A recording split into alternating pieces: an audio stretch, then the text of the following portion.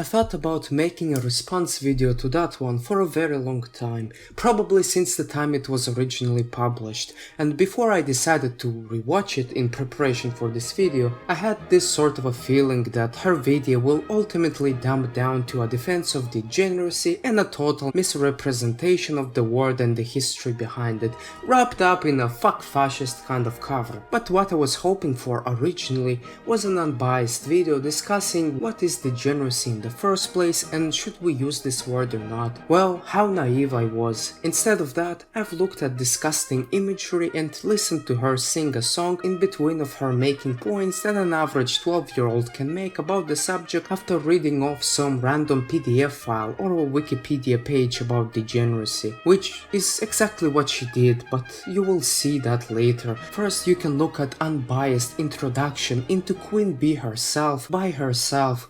ContraPoints. Oh, daddy.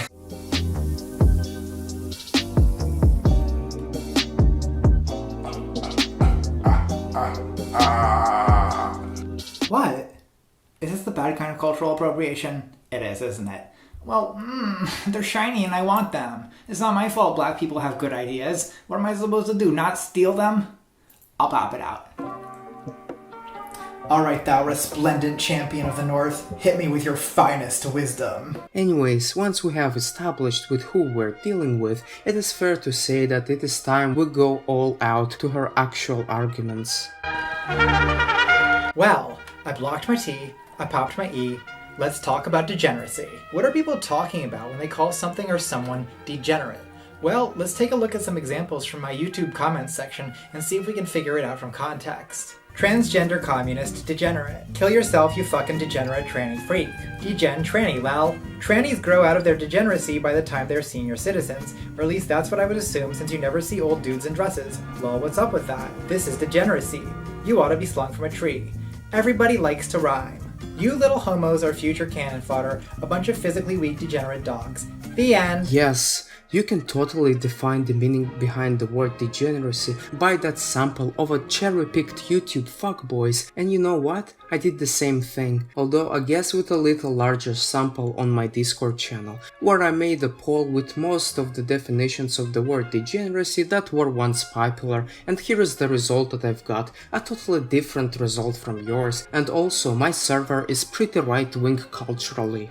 To be honest, I expected her to postmodern the shit out of the word degeneracy by saying it has no agreed upon definition, subsequently killing the initiative to use this word. Sadly, she hijacked the word with her own stupid definition that would suit her. What I'm gathering from that sumptuous sampling of the choicest fuckboys is that, like a burly Nord with his fair maiden, the accusation of degeneracy is usually paired with a loathing of queerness. If by queerness you mean a deviatory from a monogamously heterosexual behavior, then not necessarily, as you can see by the poll on my server, where over 60% of people, or to be precise 29 people, have picked a decline in values to be the primary definition of the word degeneracy, while only 7 people considered sexual perversion to be a form of degeneracy. I, on the other hand, personally consider a state of strong becoming weak to be a form of degeneracy, but I guess I'm in a minority. But where does the word degeneracy come from? Let's watch an instructional video to learn more. Moreover, if you are not satisfied with an ambiguous definition of degeneracy and want a precise one, instead, here it is, from a summary of degeneration theory that ContraPoints have read but perhaps has missed the actual definition, but I'll still put it right in front of your screen so you don't forget it. The word degenerate comes from the Latin prefix de, which means away from, and the Latin word genus, which means race or kind. So, to be degenerate is to no longer be of your race or kind, and if you think this already sounds pretty fashy, you've been paying attention. So if you watch porn, you are an abomination to your race, post-ironically of course. Basically, from now on, she will read a summary of a PDF file on degeneration theory that you can find on basicknowledge101.com, and her summary of the inception does not even keep up with the content on that webpage. Here's the actual summary of the origins of the degeneration theory that I've made up, but if you don't take my word for it, you can instead go ahead and read it on your own. The link will be in the description. The word degenerate, when applied to a people, means that the people no longer has the same intrinsic value as it had before, because it has no longer the same blood in its veins, continual adulterations having gradually affected the quality of the blood. In fact, the man of a decadent time, the degenerate man, properly so called, is a different being from the racial point of view from the heroes of the great ages.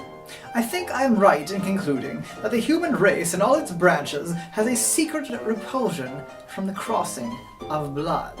Oh no, you even stole that quote from the webpage. How lazy of you. Does it say anything about the current use of the word degenerate? Notice that the degenerate man is the product of a decadent time, and decadence is a concept closely related to degeneracy.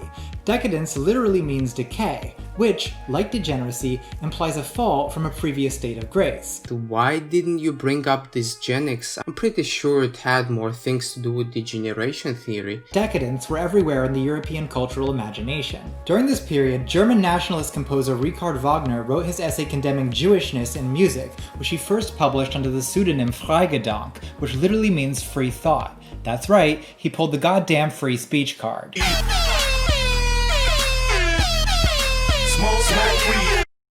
What? That's right, teenagers. Since fascists are so concerned about freedom of speech, and Dave Rubin is also concerned with it, right? That means he's a fascist after all. Then the Jewish doctor Max Nordau published a pseudo-medical book called Degeneration, accusing Wagner and other contemporary artists of degeneracy. By the way, since we brought up Max Nordau into the discussion, he has seen degeneracy, at least in the West, as a form of narcissism and hysteria. Pretty surprising, isn't it? So the idea that Western civilization has become decadent is not exactly new then.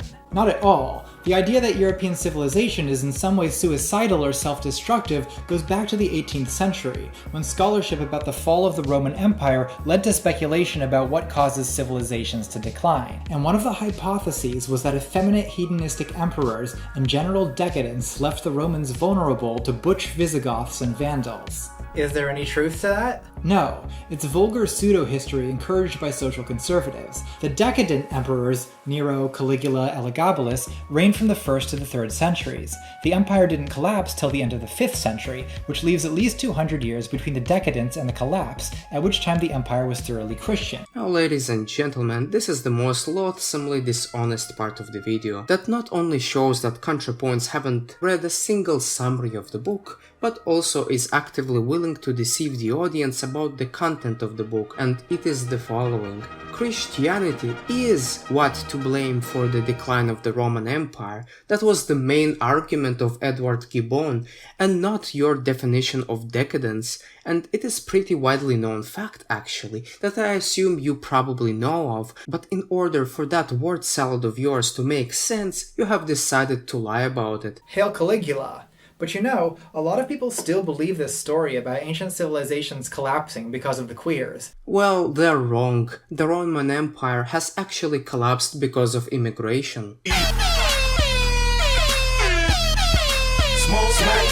And that's why we never bathe with fascists.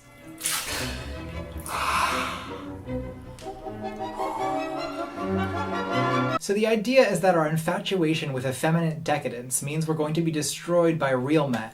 You know, like ISIS. This doesn't deserve a response. We're moving on. Why not? Isn't that question is kind of important? Especially in the time of mass migration of non-Western peoples into the West, who have a much stronger identity than the Westerners. Did you give up so quickly? Come on, you have turned 15-year-old edgy Nazis into anime femboys into a matter of a year, but yet can't answer that simple question? Okay then.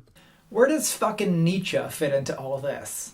Oh god, do we really have to do this? So there's this dead German asshole named Friedrich, who's every edgy 19-year-old's favorite philosopher. Okay, to be honest, I have no idea what Nietzsche is doing here, but let's still give it a chance. Basically what he said is that the moral system of Western culture, especially Christianity, is decadent in the sense that, unlike pre-Socratic Greek society, we have all these hang-ups about guilt and sin and the afterlife. And Nietzsche says these ideas originate with people who are weak and sick, and that they repress our basic biological instinct to value strength and beauty and worldly happiness. In practice, this turns out to be a Rorschach test that everyone reads their own ideas into. There's a fascist interpretation that says we need to cast off the slave morality idea of universal human equality to make way for the triumph of beefy Aryan studs. Looks like meat's back on the menu, boys! Oh, daddy. And then there's the more progressive interpretation that says we need to stop worrying about like fucking Christian morality, man, and reinstate the cult of Dionysus. A 3 out of 10 summary of Nietzsche's philosophy and his influence, but still, what the hell does it have to do with degeneracy? Racist pseudoscience was combined with degeneration theory and Wagnerian mysticism to produce the core ideas of National Socialism, namely, 1. The German people and nation are like a biological organism that is prone to infection and decay. 2. Jews, Poles, Roma, homosexuals, communists, and the disabled are degenerate elements that contribute to decay. And 3. The degenerate elements must be purged in order to secure the health and existence of the organism. Yes, so if you are concerned about minimizing degeneracy in society, you might as well be a Nazi. Because Nazis, as you know, apparently had those 3 core principles under which they have operated, and if you use the word degeneracy, then automatically you use it in the context of all these 3 principles that Nazis used. Here is an advice to you from ContraPoints. Whatever the Nazis do, you should do the opposite, kid. One particular thing I've noticed about modern fascists is they're especially obsessed with breeding bountiful crops of white babies. Nazis call the Jews vermin, but it's the white people they think should breed like rats. On the side note, what is wrong with having many white babies? White people are not reproducing at the same rate as other races, even in their own countries. And they specifically loathe anything that stands in the way of fit white reproduction,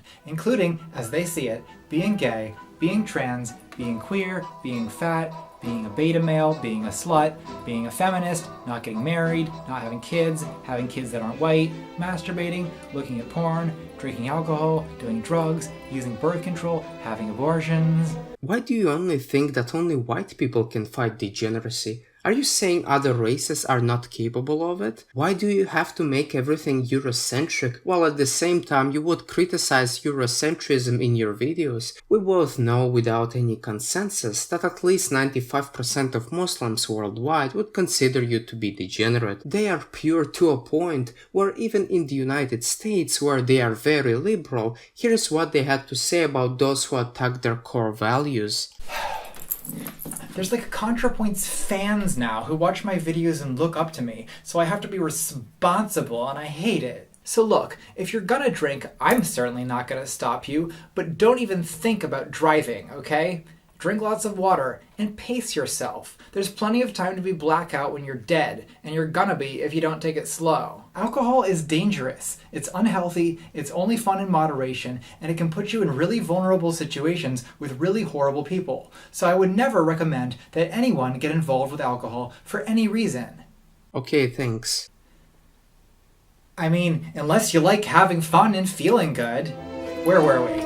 Oh fuck, I thought you would give at least one good advice to your audience, but you have fucked it up even here. So for fascists and identitarians, anything that doesn't contribute to the greater cause of white procreation is degenerate. Again, Eurocentrism and a tendency to focus only on white identitarians, while in reality many other societies use this term too. I'm sorry, but it's not only unique to white people, and what you are saying here does not really represent the modern consensus of the meaning behind the word degeneracy. And individual fascists differ on what those things are. Most of them agree that homosexuality is degenerate because apparently gay people can't raise children. Good thing that the rest of the world leads LGBT rights forward in a march towards equality. I think we Westerners have to take a break and move to the back of the bus so that we can be led by the oppressed people forward. Fascists venerate nuclear families of one dominant white man and one subservient white woman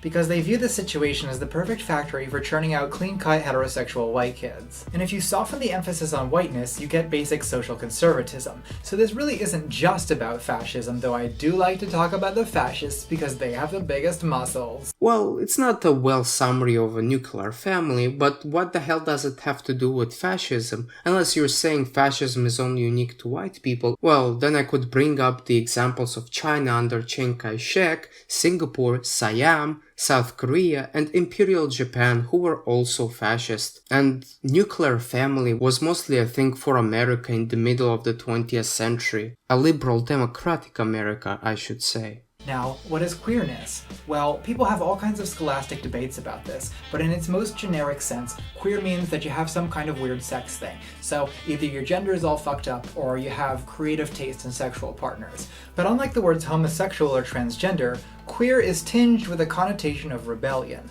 often rebellion against the heteronormative commandments of marriage, monogamy, procreation, and productivity. Do you have a problem with those norms? They seem to be the most successful out of all that we've tried, and you do you, but if we want to continue existing as a stable society, those are the norms and values that should be cherished for the majority of people. I think there is a high chance that, for example, we could look like the Middle East in the near future, where polygamy exists, and there is already a strong indicator of that trend, or even return to our ancient roots of pedophilic relationships. As we know already that 56% of our population fantasizes about having sex with more than 2 people, so theoretically we can have most of our relationships to be polyamorous, if we keep normalizing it, of course. Because guess what? People by large do things and behave in ways that are socially acceptable. I'm sorry, but I would rather live in a society where at least 98% of people are living in a monogamously 2-parent marriages, because it is the most stable unit of family, if we look at health, happiness, and wealth of the family. But regardless of that, let's go on. To fascists, the pursuit of individual happiness must be subservient to the health and success of the race. Well, I know that the left doesn't really know what fascism had to say about race, but I'll still just slightly correct you. You're talking of National Socialists, or people with a strong racial consciousness like Teddy Roosevelt, not fascists. Why does everyone hate decadence so much?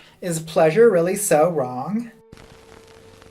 I actually thought a lot about this question, and here is the conclusion to which I have arrived. If it doesn't fuck you up in the long run, yes, you can have some pleasure. Yet again, some pleasures are not even worth going to because they can get you hooked up on things you wouldn't like. The video clip shows a rat with an electrode implanted in the lateral hypothalamus. The animal can freely move about the cage. By accident, the animal presses the lever. As a result, a weak electrical stimulation is passed through the electrode. The electrical current activates the reward system, which in turn reinforces the rat's behavior. The rat presses the lever continuously at a constant rate, at the expense of other vital behaviors such as eating and drinking. Some pleasures are not even fine in moderation and prove to correlate with other undesirable things, for example drug usage, that has for the past years gone up exponentially. Maybe watching lots of porn and using drugs and alcohol and not planning to marry can give you a lot of pleasure at first, but it will fuck up your life later. I would argue that it is the long run what everyone should be worried about. Don't think what will make you feel good now, but rather ask yourself the following question: what can I do so I can be better off in the future than I am now? Will watching degenerate anime and being a femboy be a net positive for you in forming a human relationships, or will it not? Will watching porn if you're a woman triple your chances of having a divorce, or will it not? Will watching porn if you're a male contribute to a low sexual desire and potentially even erectile dysfunction, or will it not? Will using your phone as a teenager on average for 3.5 hours a day make your life more productive, or will it not? Will being a single parent household make you on average 5.5 times less sufficient than a normal family, and etc. But guess what? All of those things are interrelated. We allow it to happen because as society we got very tolerant to certain behaviors that are a net negative on our society as a whole. It's not just because porn, drugs, and using phones, or even being a single-parent household. We say you do you, but then our whole society falls apart. We need to be thinking in long term, precisely how can we behave collectively so that our society could improve in the long run. And yes, ContraPoints, we are indeed in a state of a societal decline, at least in the West. It's not just my opinion, but a consensus among many. Our social values are deteriorating, our national identity is diminishing, our fertility rate is declining, while people who are not married or are divorced is on the rise. Suicide is also on the rise, drug epidemic is on the rise too. Socialism is on the rise, capitalism is on the decline, as well as hatred for certain groups of people on the rise. To illustrate the scope of our transformation, in 1970, 73% of women had children before they were 24. Now for 2010, this number is about 18%. Now I would assume it is only about 10%. We have lost the old meaning and identities and replaced it with a collection of new identities like queerness and other stupidity. We have rejected religion just to get fucked over by spirituality and new age bullshit like astrology that apparently 60% of our younger generation finds to be scientific, whatever that means. Superstition is still here, just like tribalism, but it has taken on a different form. Young people have no meaning in life, and it's a rather sad fact, and I don't know what best can explain the state in which we are right now than using the word degenerate. I have a female friend who has a really powerful fetish for breeding. She has never used any type of birth control. She is with a male partner currently who is just like her, into breeding, and they have been practicing their fetish for quite a few abortions. I know this fetish. My girlfriend and me have the same fetish. My girlfriend enjoys her pregnancies, and she enjoys the abortation. Her preferred date for the abort is between 20 and 24 weeks of gestation. I enjoy it to make her pregnant, and I enjoy the time of her pregnancy. She has no menstrual period, and she is sexual, very active. Sexuality without prevention is very emotional and inexpensive. In the last 10 years in our relationship, we have done 7 aborts. And my girlfriend is pregnant again with a little girl. Abortion fetish is a great method for birth control. Do not be angry about your girlfriend, but let them enjoy their pregnancies. Us having an access to everything that we want, as well as having an extremely consumeristic culture that is focused on pursuing constant pleasure and a degenerate popular culture, makes me think that we just have reached the acceptable levels of pleasure that we can have at the moment. In fact, we have not just reached them, but have went far beyond the boundaries of what should be permissible for a healthy society. And answering the last minute of your video, I can only say, look at what we're doing to Mother Nature right now. Just by fulfilling our desire to own a car or to consume a cattle meat. All individual actions have indirect and direct consequences for the whole world. You might be a good person and say that women should have their career first, or even quote-unquote have fun before having children, but it could lead to consequences that would not be in the interests of anybody, such as giving birth to a dysgenic child.